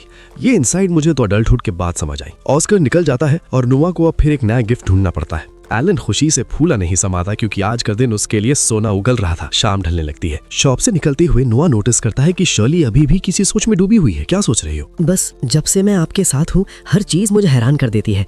आज भी रीजन समझ आया, पर वो स्टैचू, वो तो एक अनइमेजिनेबल ट्रेजर था। मेरे लिए वो सिर्फ एक चीज थी। असली ट्रेजर तो वो लोग हैं जो अपनी जान रिस्क में डालकर इन्फॉर्मेशन लाते हैं, जो मेहनत करते हैं, जो वफादार है। और वह शर्ली की तरफ देखकर हल्का सा मुस्कुराता है। और तुम भी उन्हीं ट्रेजर्स में से एक हो। ये सुनते ही शर्ली का दिल जोर से धड़कने लगता है, जैसे उसकी लॉयल्टी और मजबूत हो गई हो। मैं जिंदगी भर आपके साथ रहूंगी योर हाइनेस। नोआ के दिमाग में एक ही बात चल रही थी, बड़े होने तक और ज्यादा ट्रेजर इकट्ठे करने होंगे, क्योंकि एक दिन एक चोर आएगा और वो उन सबको चुरा ले जाएगा। नोआ की जीनियस प्रिंस वाली जिंदगी यूं ही चलती रहती है और देखते ही देखते 6 साल का लंबा वक्त किसी पलक झपकने जैसे बीत जाता है। अब नोआ 12 साल का हो चुका है और ये यंग प्रिंस नए चैलेंजेस और बड़े मौकों के लिए बिल्कुल तैयार है। एक सुबह नोआ अकेले ब्रेकफास्ट टेबल पर बैठा होता है जहां जोई उसे सर्व कर रही है, पर नोआ का ध्यान वहां खड़ी एक नई मेड जिगी पर जाता है जो बड़ी हैरानी से खिड़की के बाहर ताक रही है। नोआ उससे पूछता है कि क्या उसे कोई परेशानी है, जिस पर वो बताती है कि उन लोगों की भीड़ खत्म ही नहीं हो रही जो प्रिंस के बर्थडे गिफ्ट्स लेकर आए हैं। 3 दिन बीत जाने के बाद भी ये सिलसिला जारी है। नोआ समझ जाता है कि ये नई मेड इतनी हैरान क्यों है। तभी जोई उसे बताती है कि पिछले साल तो ये सिलसिला पूरे 1 हफ्ते तक चला था। ये सुनकर तो जिगी के होश ही उड़ जाते हैं। नोआ उसे समझाता है कि ये सिर्फ गिफ्ट्स लेना नहीं है, बल्कि हर एक गिफ्ट और उसे भेजने वाले की एक डिटेल लिस्ट बनानी पड़ती है, जो कोई आसान काम नहीं है। इसलिए उसने अपनी सबसे भरोसेमंद मेड आइवेलिन को इस काम पर लगाया है ताकि वो खुद सुकून से रह सके। ब्रेकफास्ट खत्म करने के बाद नोआ सीधे मिनिस्ट्री ऑफ मिलिट्री अफेयर्स के हेडक्वार्टर्स निकल जाता है, क्योंकि एम्परर ने खुद उसे वहां काम करने का जिम्मा सौंपा है। वहां पहुंचकर वो मिलिट्री अफेयर्स के मिनिस्टर के कमरे में जाता है, जो कोई और नहीं बल्कि 4th प्रिंस हेनरी हैं। हेनरी और एक नाइट नोआ का स्वागत करते हैं। काम की बात शुरू करने से पहले हेनरी बताता है कि उन्हें एक इंपीरियल ऑर्डर मिला है, जिसके मुताबिक नाइट कैप्टन रियाज की कमांड में एक आर्मी भेजनी है ताकि एम्पायर के सदर्न हिस्से में हो रहे रिबेलियन यानी विद्रोह को कुचला जा सके। वहां के बारबेरियंस काफी जिद्दी और खतरनाक है, इसलिए प्लान ये है कि उन्हें पूरी ताकत से खत्म किया जाए। पर हेनरी कोई भी कदम उठाने से पहले नोआ की राय जानना चाहता है। नोआ को हेनरी का प्लान सही लगता है और वो नाइट रियाज की तरफ देखता है, जो हेनरी का खास बंदा है और काफी बार जंग के मैदान में अपनी काबिलियत साबित कर चुका है। नोआ को लगता है कि रियाज पर भरोसा किया जा सकता है, पर तभी वो उससे एक सवाल पूछता है कि वो असल में अपने साथ कितने सोल्जर्स ले जा रहा है। ये सवाल सुनते ही नाइट के पसीने छूट जाते हैं और वो जवाब देने में हिचकिचाने लगता है। हेनरी को उसका ये बर्ताव देखकर गुस्सा आ जाता है और वो फौरन एक्सप्लेनेशन मांगता है। रियाज तुरंत जमीन पर गिरकर माफी मांगने लगता है, पर नोआ हेनरी को शांत कराते हुए कहता है, भाई गुस्से मत होइए, ये तो पुरानी आदत है। नोआ हेनरी को याद दिलाता है कि वॉर के वक्त जनरल्स को फंडिंग उतने ही सोल्जर्स के हिसाब से मिलती है जितने वो दिखाते हैं, इसलिए कुछ जनरल्स लिस्ट में मर्चेंट्स और दूसरे हेल्पर्स के नाम डाल लेते हैं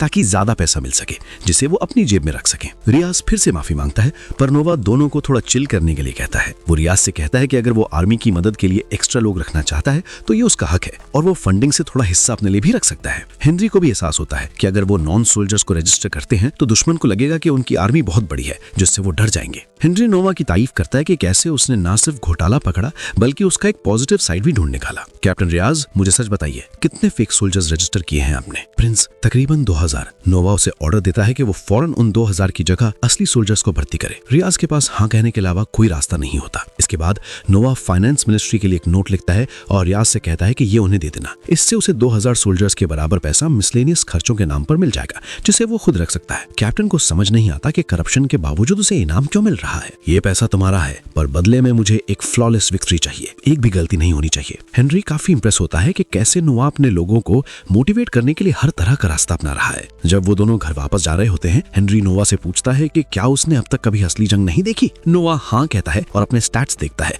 जो अभी भी लेवल 1 पर हैं, क्योंकि उसने कभी असली लड़ाई नहीं लड़ी। एम्पायर में अक्सर रॉयल बच्चे छोटी उम्र में ही मर जाते हैं और भले ही वजह बीमारी बताई जाए, पर असल में वो पावर के लिए किए गए असैसिनेशंस होते हैं। इसलिए रॉयल बच्चों को मैदान जंग से तब तक दूर रखा जाता है जब तक वो बड़े ना हो जाए, जब तक कि एम्परर का कोई डायरेक्ट ऑर्डर ना हो। नोआ, तुम 12 साल के हो गए हो, अब तुम्हें थोड़ा कॉम्बैट एक्सपीरियंस ले लेना चाहिए। जब भी एम्परर का हुक्म होगा मैं तैयार रहूंगा। हेनरी कहता है कि नोआ के पास लेजेंडरी मैजिक स्वॉर्ड है तो उसे ज्यादा दिक्कत नहीं होगी। तभी हेनरी की गाड़ी अचानक झटके से रुकती है, क्योंकि एक लड़की उनके सामने आ गिरती है। वो गिड़गिड़ाकर मदद मांग रही होती है और जल्दी अंधेरी गलियों से और भी बच्चे बाहर निकलते हैं। उनके पीछे कुछ गुंडे होते हैं जो उन्हें पकड़कर एप्स्टीन आइलैंड भेजना चाहते हैं। वो लड़कियों को जबरदस्ती ले जाने छुड़वाने की कोशिश करते हैं, तभी नोवा बाहर निकलता है और उन्हें रोकने को औरत देता है। उन बदमाशों को पता नहीं होता कि वो किससे बात कर रहे हैं। ए बच्चे, जाकर अपनी माँ का दूध पी, हमारे काम में मत आ। नोवा को उनकी बातों से कोई फर्क नहीं पड़ता और वो उनसे रजिस्ट्रेशन नंबर मांगता है, क्योंकि बिना रजिस्ट्रेशन स्लेव ट्रेडिंग एम्पायर में इलीगल है। जब सवाल बढ़ने लगते हैं तो गुंडे हिंसा पर उतर आते हैं। नोवा बिना वक्त गंवाए लव्याफिन को समन करता है और एक ही पल में अपनी स्वॉर्ड से उन्हें ढेर कर देता है बिना उन्हें मारे। वहां मौजूद लोग उसकी स्किल देखकर तंग रह जाते हैं, हालांकि वो उसे पहचान नहीं पाते। नोवा बच्चों को तसल्ली देने के लिए उनकी तरफ बढ़ता है कि तभी अंधेरे से कमजोर सा बूढ़ा आदमी निकलकर उसका स्वागत करता है। वो खुलेआम ऐलान करता है कि वही इस स्लेव ट्रेडिंग का मास्टरमाइंड है और नोवा को धमकी देता है कि उससे पंगा न ले, क्योंकि उसके पीछे फर्स्ट प्रिंस गिलबर्ट का हाथ है। नोवा समझ जाता है कि ये पुराना खिलाड़ी जरूर कोई बड़ा शातिर होगा जो इतने यकीन से बात कर रहा है। वो सोचता है कि अब इस सिचुएशन को हैंडल कैसे किया जाए। बूढ़ा आदमी उसे कहता है कि लड़कियों को यहीं छोड़ दो और ऐसे प्रिटेंड करो जैसे कुछ देखा ही नहीं। पर नोवा समझौता करने वालों में से नहीं था। वो हेनरी से पूछता है कि क्या वो इस आदमी को जानता है, पर हेनरी साफ इंकार कर देता है। नोवा भी कहता है कि वो इसे नहीं जानता और जैसे ही वो बूढ़ा कुछ बोलने की कोशिश करता है, नोवा लिव्याथिन की कर्व एनर्जी का इस्तेमाल करके उसे बेहोश कर देता है। फिर नोवा जोर से चिल्लाकर कहता है कि आजकल कोई भी ऐरा गैरा फर्स्ट प्रिंस का नाम लेकर घूम रहा है। वो कहता है कि आम लोग शायद धोखा खा जाएं, पर वो और उसका भाई नहीं, और सब लोग नोवा की बात पर यकीन करने लगते हैं। नोवा उन मासूम बच्चों को अपने घर ले जाने का फैसला करता है ताकि उन्हें थोड़ा सुकून मिल सके। हेनरी नोवा की ये समझदारी को देखकर काफी प्रभावित होता है। नोवा उसे समझाता है कि अगर ये लोग सच में गिलबर्ट के लिए काम कर रहे थे तो वो उन्हें मार तो नहीं सकता था, पर एक प्रिंस होते हुए वो इलीगल स्लेव ट्रेडिंग को इग्नोर भी नहीं कर सकता था। इसलिए उसने उन्हें फेक करार दे दिया और गिलबर्ट के पास भेज दिया, जो अपनी इज्जत बचाने के लिए खुद ही उन्हें रास्ते से हटा देगा। भाई, अगर मैं उन्हें वहां सजा देता तो बात बढ़ जाती। अब गिलबर्ट खुद ही अपने सबूत मिटा देगा। उसी शाम जब नोवा और हेनरी डिनर कर रहे होते हैं, तभी बटलर एक जरूरी खबर लेकर आता है। फर्स्ट प्रिंस गिलबर्ट का एक संदेश आया जिसमें उसने नोवा का शुक्रिया अदा किया है कि उसने उन धोखेबाजों को पकड़ा जो प्रिंस का नाम इस्तेमाल कर रहे थे। गिलबर्ट ने यह भी बताया कि वो उन्हें अदालत भेजने की तैयारी कर रहा था, पर उन सब ने जहर खाकर अपनी जान दे दी। सबको पता है कि यह सच नहीं है। गिलबर्ट ने खुद उन्हें हमेशा के लिए खामोश कर दिया है। हेनरी बताता है कि गिलबर्ट एक बहुत ही अय्याश जिंदगी जीता है और बेहिसाब पैसा उड़ाता है, इसलिए जरूर वो ऐसे गलत धंधों में लिप्त होगा। सिर्फ पैसे उड़ाने के लिए कोई इतना बड़ा रिस्क नहीं लेता। ये स्लेव ट्रेड और एस्टेट्स तो सिर्फ एक पर्दा है, असल खेल कुछ और ही है। हेनरी हैरान रह जाता है कि कैसे उसके 12 साल के भाई ने इतनी गहरी साजिश का अंदाजा इतनी जल्दी लगा लिया। अगले दिन नोवा उन बच्चों से मिलता है जिन्हें उसने बचाया था और उन्हें बताता है कि अब वो आजाद है और अपने घर जा सकते हैं, पर बच्चे कहीं नहीं जाते। उनके चेहरों पर डर साफ दिखता है, क्योंकि उनके घर वाले ने ही उन्हें बेचा था। नोवा को एहसास होता है कि अगर ये वापस गए तो इनका सौदा फिर से हो जाएगा, इसलिए उन्हें अपने पास ही रखने का फैसला करता है। वो बटलर को उनके रहने, काम और पढ़ाई का इंतजाम करने का हुक्म देता है। क्या आपने हमें खरीद लिया है? नहीं, तुम जब चाहो यहाँ से जा सकती हो, पर जब तक यहाँ हो मुझे गद्दारी पसंद नहीं। नोवा का मानना था कि लोग ही असली खजाना होते हैं और इसी सोच के साथ वो अपना एक पुराना सपना पूरा करने निकलता है। वो आइवलिन को अपने ऑफिस बुलाता है। आइवलिन को लगता है कि शायद गिफ्ट्स की लिस्ट के बारे में बात होगी, पर नोवा उसे एक एनवेलप थमा देता है। वो उसे नौकरी से निकाल रहा है, पर किसी गलती की वजह से नहीं, बल्कि उसे अपने जिले का मेयर बनाने के लिए। आइवलिन हैरान रह जाती है कि एक मेड से सीधे गवर्नमेंट ऑफिसर। आइवलिन, तुम बहुत समझदार हो। मेरे लिए चाय बनाना तुम्हारी टैलेंट की तौहीन है। जाओ और मेरे लिए उस शहर को संभालो। जल्द ही नोवा को एम्परर के दरबार में बुलाया जाता है। एम्परर ने सुना था कि कैसे नोवा ने गिलबर्ट की इज्जत बचाई थी। नोवा बड़ी सादगी से कहता है कि वो तो बस उन बच्चों को बचाना चाहता था, बाकी सब महज एक इत्तेफाक था। उसे पता है कि गिलबर्ट ने खुद ये बात एम्परर तक पहुंचाई होगी ताकि वो खुद मासूम दिख सके। एम्परर थोड़े गंभीर होते हैं और पूछते हैं कि ऐसे अपराधियों के लिए क्या सजा होनी चाहिए। कानून के हिसाब से उनके सरदार का दाहिना हाथ काट देना चाहिए और बाकी सबको आर्मी में भेज देना चाहिए। दरबार में हंसी मजाक का माहौल बनता है जब एम्परर कहते हैं कि अगर वो होते तो वो भेस बदल कर जाते और उनसे मार खाते ताकि उन्हें रंगे हाथों पकड़ सके। प्राइम मिनिस्टर मजाक में कहता है कि ये तो इंपीरियल फैमिली के खिलाफ जुर्म होता और उन्हें मौत की सजा मिलती, पर यहाँ नवाज सबको फैक्ट चेक कर देता है। वो कहता है कि अगर एम्परर भेस में है और गुंडे को पता ही नहीं कि सामने कौन है, तो कानूनी तौर पर यह सिर्फ एक साधारण अटैक यानी कि असॉल्ट माना जाएगा, ना कि इंपीरियल फैमिली के खिलाफ जुर्म। पूरे दरबार में सन्नाटा छा जाता है। नोवा को लगता है कि शायद उसने प्राइम मिनिस्टर को टोक कर गलती कर दी है, पर तभी एम्परर जोर से हंसने लगते हैं और प्राइम मिनिस्टर से कहते हैं कि वो शर्त जीत गए। असल में ये सब नोवा को परखने के लिए एक शर्त थी। नोवा, तुमने साबित कर दिया कि कानून की समझ तुमसे बेहतर किसी को नहीं है। आज से मैं तुम्हें मिनिस्टर ऑफ जस्टिस अपॉइंट करता हूँ। पूरा दरबार नोवा के नाम से गूंज उठता है। हेनरी के बाद नोवा दूसरा प्रिंस है जो इतनी कम उम्र में मिनिस्टर बना है। नोवा को समझ नहीं आता कि वो क्या रिएक्ट करे। उस रात जब वो अली का गाना सुन रहा होता है, उसका दिमाग अभी भी दरबार की बातों में उलझा होता है। उसे लग रहा है कि एम्परर के इस फैसले के पीछे कोई बहुत बड़ा और गहरा राज छुपा है, पर फिलहाल वो ओवरथिंकिंग छोड़कर उस पल को एंजॉय करने का फैसला करता है। वहीं दूसरी तरफ एम्परर को प्राइम मिनिस्टर से एक चिंताजनक रिपोर्ट मिलती है, जिसे वो फौरन सुलझाने का फैसला करते हैं, क्योंकि अब वक्त हाथ से निकलता जा रहा है। अगले दिन नोवा मिनिस्ट्री ऑफ जस्टिस की तरफ निकल पड़ता है, जो अब से उसका नया ऑफिस होने वाला है। शर्ली कैरेज का दरवाजा खोलती है और नोवा बड़े ही रौब के साथ उन एम्प्लॉइज के सामने से गुजरता है जो अपने नए नवेले मिनिस्टर का बेसब्री से इंतजार कर रहे थे। अपने ऑफिस पहुंचते ही वाइस मिनिस्टर वाइनी उसका स्वागत करता है। नोवा उसे देखकर सोचता है कि ये बंदा काफी काबिल और मेहनती होगा, जो इतनी छोटी उम्र में इस मुकाम तक पहुंच गया है। नोवा सीधा काम की बात पर आता है और वाइनी से अपने नए ओहदे यानी मिनिस्टर ऑफ जस्टिस की जिम्मेदारियों के बारे में पूछता है। वाइनी बताता है कि उसके दो मेन काम हैं। पहला, पूरे एम्पायर के अदालत का काम देखना, और दूसरा, बड़े और संगीन जुर्मों को हैंडल करना, बिल्कुल वैसे ही जैसे 6 साल पहले नोवा के इलाके में रिपेलियन हुई थी। वाइनी, क्या मुझे कभी कभी जज की कुर्सी पर भी बैठना पड़ेगा? जी प्रिंस, बड़े केसेस में फैसला आप ही को सुनाना होगा। इसके बाद नोवा एक ऐसा सवाल पूछता है कि वाइनी के होश उड़ जाते हैं। नोवा उससे बड़े आराम से पूछता है कि वो साल भर में कितनी रिश्वत यानी ब्राइब खा लेता है। वाइनी के पसीने छूटने लगते हैं और वो साफ इनकार कर देता है, पर नोवा उसे ठंडा करते हुए कहता है कि वो बस जानना चाहता है और ये बात इसी कमरे में रहेगी। नोवा का भरोसा जीतने के बाद वाइनी सच उगल देता है। वो बताता है कि वो बाकी करप्ट ऑफिसर्स जैसा नहीं है, इसलिए वो साल में मुश्किल से $1000 की रिश्वत लेता है, जबकि उसके नीचे काम करने वाले इससे 10 गुना ज्यादा लूट रहे हैं। वाइनी का अपना एक उसूल है, वो खून खराबे यानी मर्डर के केसेस में रिश्वत नहीं लेता, क्योंकि उसमें पकड़े जाने का डर होता है और दुश्मन भी खतरनाक हो सकते हैं। वो रिश्वत सिर्फ उन केसेस में लेता है जहां फैसला किसी भी तरफ झुक सकता हो। ये सुनते ही नोवा फौरन एक पे स्लिप लिखता है और वाइनी की सैलरी बढ़ाकर $5000 कर देता है, जो उसकी रिश्वत की कमाई से 5 गुना ज्यादा है। नोवा उससे शर्त रखता है कि इतने पैसे लेने के बाद वो कभी रिश्वत को हाथ नहीं लगाएगा। वाइनी अब समझ जाता है कि एम्परर ने एक 12 साल के बच्चे को इतना बड़ा ओहदा क्यों दिया है। वो इतना मुतासिर होता है कि सैलरी लेने से इनकार कर देता है और कहता है कि वो बिना किसी लालच के नोवा का वफादार बनकर रहेगा। नोवा को थोड़ा शक तो होता है, पर इस वफादारी की वजह से उसके स्टैट्स में अच्छा इजाफा होता है, इसीलिए वो वाइनी को उतना खास बंदा बना लेता है। उसी रात ऑस्कर अपने गार्डन में एक शानदार पार्टी देता है। नोवा उससे पूछता है कि आखिर उनके पिता ने उसे ही जस्टिस मिनिस्टर क्यों बनाया। ऑस्कर कहता है कि एम्परर नोवा को बहुत पसंद करते हैं, पर नोवा को लगता है कि हेनरी ने तो मैदान जंग में अपनी काबिलियत साबित की थी, पर उसने अब तक ऐसा कुछ नहीं किया। नोवा को एक और बात परेशान कर रही थी। वो ऑस्कर को पुरानी कहानी याद दिलाता है कि कैसे पहले क्राउन प्रिंस बचपन में ही चुन लिया जाता था और बाकी प्रिंस अय्याशी में एम्पायर का पैसा उड़ाते थे, जिसके बाद एम्परर ने सिस्टम बदल दिया ताकि हर प्रिंस को गवर्नेंस की तालीम मिले। भाई, मुझे लगता है एम्परर मुझे जस्टिस मिनिस्टर बनाकर किसी बड़े खेल की तैयारी कर रहे हैं। ऑस्कर ये सुनकर हैरान रह जाता है कि क्या एम्परर नोवा को अगला क्राउन प्रिंस बनाने का सोच रहे हैं। वो इतना चौंक जाता है कि अपनी जगह से खड़ा हो जाता है। तभी एक मैसेंजर एक खबर लेकर आता है। ये खबर सुनते ही ऑस्कर के होश ठिकाने आ जाते हैं। एम्परर ने किल ऑस्कर को मिनिस्टर ऑफ फाइनेंस बनाने का फैसला किया है। नोवा समझ जाता है कि ये सब क्राउन प्रिंस एल्बर्ट पर दबाव बनाने के लिए किया जा रहा है। शहर के दूसरे कोने में रॉयल गार्ड्स एक इमारत पर धावा बोलते हैं और उन लोगों को गिरफ्तार करते हैं जो एम्परर के खिलाफ साजिश रच रहे थे। प्राइम मिनिस्टर एम्परर को बताता है कि वो लोग गद्दार चाहते थे कि एम्परर रिजाइन कर दें ताकि क्राउन प्रिंस एल्बर्ट तख्त पर बैठ जाए। एल्बर्ट 30 साल से क्राउन प्रिंस है, तो जाहिर है वो जल्द से जल्द कुर्सी पर बैठना चाहता होगा।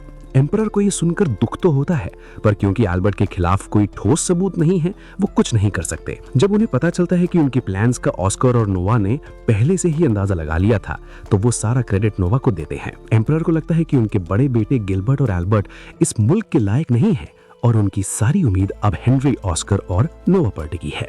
अगले दिन नोवा के पास उस साजिश की रिपोर्ट आती है और उसे ही इसका फैसला सुनाना है। वाइनी परेशान है क्योंकि सारे सबूत एल्बर्ट की तरफ इशारा कर रहे हैं, पर कुछ भी क्लियर नहीं है। एम्पायर का कानून कहता है कि अगर कोई रॉयल फैमिली का सदस्य बगावत करे तो उसे बीच से चीरकर मौत की सजा दी जाए, पर एक क्राउन प्रिंस को मौत देना पूरे एम्पायर को हिला सकता है और नोवा जानता है कि उसके पिता ऐसा नहीं चाहते। एम्परर चाहते हैं कि एल्बर्ट का नाम इस गंदगी में ना आए। अगर इन्वेस्टिगेशन और चली तो कोई ना कोई एल्बर्ट का नाम उगल देगा। हमें इसे यहीं खत्म करना होगा। नोवा फौरन अपना फैसला सुनाने एम्परर के ऑफिस पहुंचता है। वो कहता है कि इस साजिश में शामिल हर एक शख्स को बिना देरी किए तुरंत मौत की सजा दी जाए। आमतौर पर एग्जीक्यूशन साल के एक खास दिन होते हैं, पर नोवा अपनी पावर्स का इस्तेमाल करके इसे जल्दी खत्म करना चाहता है ताकि एल्बर्ट का नाम कभी बाहर ही ना आ सके। ये सुनकर एम्परर इतने खुश होते हैं कि वो फौरन अपने सेवक को नोआ की सालाना सैलरी में $1000 और बढ़ाने का हुक्म देते हैं। वो नोआ की पीठ थपथपाते हुए उसे यूं ही बेहतरीन काम करने की हिदायत देते हैं, जिससे नोआ को पक्का यकीन हो जाता है कि ये सारी भागम भाग सिर्फ एल्बर्ट के चक्कर में हो रही है। नोआ वापस मिनिस्ट्री ऑफ जस्टिस पहुंचता ही है कि शर्ली भागती हुई आती है और उसे एक इमरजेंसी के बारे में बताती है। नोआ देखता है कि मिनिस्ट्री की हिफाजत करने वाले नाइट्स बुरी तरह जख्मी हैं और उनमें से एक की मौत हो चुकी है। जख्मी नाइट बताता है कि हमला करने वाले अभी भी अंदर ही हैं। नोआ पहले हेनरी को बैकअप के लिए बुलाने का सोचता है, पर उसे एहसास होता है कि इस हमले की टाइमिंग कुछ ज्यादा ही सटीक है। वो अपना प्लान बदल लेता है और शर्ली को ऑर्डर देता है कि अपने सभी साथियों को इकट्ठा करे और मिनिस्ट्री की घेराबंदी कर दे। उसके कहे बिना ना कोई अंदर जाएगा ना बाहर। नोआ अपनी तलवार लेवायथन निकालता है और अंदर की तरफ बढ़ता है, जहां उसे और भी लाशें और डरे हुए ऑफिशियल्स मिलते हैं। सब लोग नीचे छुप जाओ और हिलो मत। नोआ जल्द ही एक हमलावर को एक ऑफिसर को खंजर मारते हुए पकड़ लेता है। वो तेजी से उस पर झपट्टा मारता है और उसे ढेर कर देता है। वो गुंडा जहर खाकर खुदकुशी करने की कोशिश करता है, पर नोआ अपनी शील्ड रिंग्स का इस्तेमाल करके उसे ऐसा करने से रोक देता है। तभी 3 और हमलावर वहां आ धमकते हैं, पर नोआ अपनी कमाल की स्पॉट स्किल्स से उन्हें पल भर में निपटा देता है और उन्हें भी जहर पीने से रोक लेता है। कुछ ही देर में वाइनी वहां पहुंचता है और नोआ का ये रूप देखकर दंग रह जाता है, पर नोआ को सिर्फ नुकसान का हिसाब चाहिए था। प्रिंस, हमारे गार्ड्स के अलावा वो सारे गद्दार मारे गए जिन्हें हमने कल पकड़ा था। नोआ तुरंत समझ जाता है कि ये असैसिन्स एल्बर्ट ने भेजे थे ताकि सारे सबूत मिटाए जा सके। वो अचानक लेवायथन से खुद को जख्मी कर लेता है, जिससे वाइनी चौंक जाता है, पर नोआ का दिमाग कहीं और था। वाइनी, ये जख्म मुझे उन हमलावरों ने दिए हैं। एक प्रिंस को जख्मी करने की सजा क्या है? उन्हें उसी वक्त मौत के घाट उतार देना चाहिए प्रिंस। तो फिर इंतजार किस बात का? शुरू करो। नोआ अपना इलाज करवाता है और वाइनी आकर खबर देता है कि एग्जीक्यूशन पूरा हो चुका है। नोआ सुकून की सांस लेता है, क्योंकि अगर वो असैसिन जिंदा रहते तो एल्बर्ट का नाम उगल देते। वो मन ही मन उस बेवकूफ क्राउन प्रिंस को कोसता है जिसने इतनी बड़ी लापरवाही की। अगले दिन एम्परर नोआ को बुलाते हैं और उसकी तबीयत का हाल पूछते हैं। नोआ कहता है कि वो बेहतर है, पर तभी एम्परर एक तीखा सवाल पूछते हैं कि क्या वो गुंडे इतने काबिल थे कि नोआ जैसे योद्धा को जख्मी कर दें? नोआ जानता था कि एम्परर का जासूसी नेटवर्क सब जानता है, इसलिए वो बड़ी चतुराई से बातों को घुमाते हुए कहता है कि कभी-कभी हुनर से ज्यादा सोच मायने रखती है। एम्परर उसकी बातों से इंप्रेस हो जाते हैं। नोआ, मुझे तुम पर गर्व है। काश मेरे बाकी बेटे भी तुम्हारी तरह होते। इसके बाद एम्परर नोआ को वॉक पे ले जाते हैं। वो बताते हैं कि कैसे इतिहास की 10 में से 9 महान राजाओं का अंत काफी शर्मनाक रहा है। नोआ समझ जाता है कि एम्परर खुद को उन महान राजाओं में गिनते हैं। अगर एल्बर्ट की साजिश कामयाब हो जाती तो एम्परर की इज्जत मिट्टी में मिल जाती और लोग उन्हें एक कमजोर बुढ़ा कहते जो अपने बेटों को भी काबू नहीं कर सका। एम्परर एल्बर्ट को सजा इसलिए नहीं दे रहे क्योंकि वो नहीं चाहते कि उन पर अपने क्राउन प्रिंस को त्यागने वाला बाप का ठप्पा लगे। तभी नोआ के दिमाग में एक आइडिया आता है। पिताजी, आपने हेनरी, ऑस्कर और मुझे मिनिस्टर बनाया है, जो इस एम्पायर में पहली बार हुआ है। लोग इस पर सवाल उठा सकते हैं, इसलिए हम पर नजर रखने के लिए किसी को अपॉइंट करना चाहिए। मैं प्राइम मिनिस्टर से कह सकता हूँ। नहीं, आप क्राउन प्रिंस एल्बर्ट को प्राइम मिनिस्टर प्रिंस बना दीजिए। वो हम तीनों से ऊपर होंगे और हमारे कामों की देखरेख करेंगे। ये सुनकर एम्परर गुस्से में आ जाते हैं और नोआ को घर जाकर आराम करने को कहते हैं, पर नोआ उन्हें रोकता है और समझाता है कि एल्बर्ट 30 साल से क्राउन प्रिंस रहकर थक चुका है, उसे बस थोड़ी इज्जत और पावर की झलक चाहिए। नोआ सुझाव देता है कि एल्बर्ट को सिर्फ प्रॉक्सी बनाया जाए, यानी फैसला एल्बर्ट दिखाएगा पर आखिरी मुहर एम्परर की होगी। और अगर हम तीनों मिनिस्टर्स को लगे कि एल्बर्ट गलती कर रहा है तो हम सीधा आपके पास अपील कर सकते हैं। इस तरह एल्बर्ट के पास असली पावर नहीं होगी, पर उसका ओहदा बड़ा दिखेगा। नोआ, तुम कमाल हो। काश तुम थोड़ा पहले पैदा होते। एम्परर खुशी खुशी इस सिस्टम को लागू करने के लिए मान जाते हैं और नोआ का सिर सहलाते हैं। वो कहते हैं कि इस बेहतरीन आइडिया के लिए कोई भी रिश्वत या पैसा कम है, इसलिए वो उसे ट्रेजर रूम ले जाते हैं जहां एम्पायर की सबसे कीमती चीजें रखी हैं। एम्परर को याद था कि नोआ ने पिछली बार एक शील्ड चुनी थी, इसलिए वो उसे फिर से एक चीज चुनने को कहते हैं। नोआ अपनी लेवायथन को एक रडार की तरह इस्तेमाल करता है और एक छोटे से डिब्बे के पास छुप जाता है। जैसे ही नोआ उस डिब्बे को खोलता है, एक भयानक आग का भवंडर उसे अपनी लपेट में ले लेता है।